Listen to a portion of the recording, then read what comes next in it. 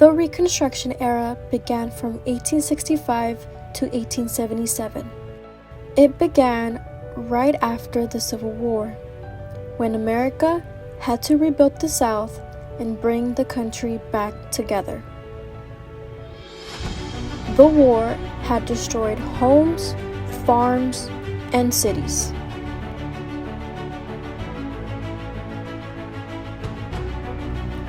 Over 4 million black people were freed, but now the country had to decide how to live together again. When President Abraham Lincoln was assassinated at the Ford Theater in 1865, his vice president, Andrew Johnson, became president. His inauguration took place in a hotel in Washington, D.C. Johnson was from Tennessee, a southern state that had joined the Confederacy, but Johnson stayed loyal to the Union. People hoped Johnson would finish Lincoln's plan to reunite the country, but Johnson was very easy on the South. He allowed many old Confederate leaders to return to power, and this made many in Congress angry.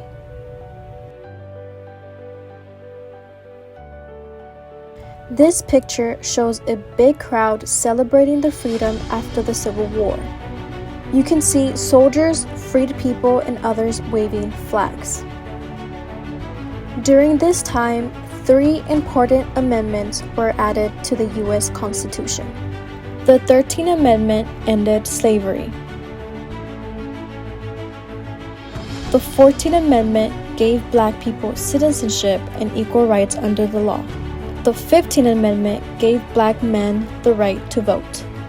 These were big steps towards equality, but many Southerners did not want to accept them. Southern states created Black Code, laws that tried to control the freed black Americans. These laws made it hard for them to find good jobs, own land, or move freely. Even though slavery was over, the Black Codes were another way to keep people trapped in unfair conditions. The Freedmen's Bureau was made in 1865 to help freed people. It gave out food, built schools, and helped families find land and work. But the Bureau did not last long because of underfunding, lack of resources, and many white Southerners did not want to support it. Black people were working, learning, and living to their best ability during this time. It showed that even though freedom was new, life was still very hard for them. When black people began to vote and run for office, many white Southerners grew angry. Groups like the Ku Klux Klan formed to stop them. The KKK used fear, violence, and even murder to keep black people from voting.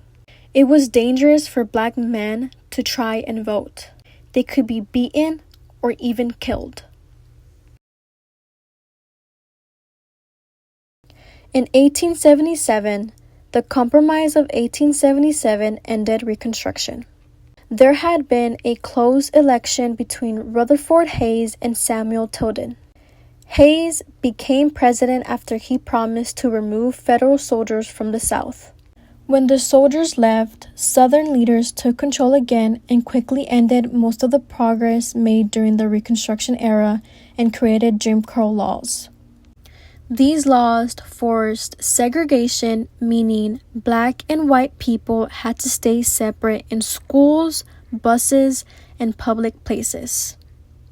The 15th Amendment said that black people could vote, but the South found new ways to stop them, like poll taxes and literacy tests.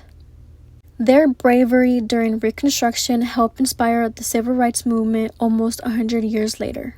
The movement, led by people like Martin Luther King Jr., fought for the same dream: true equality for everyone.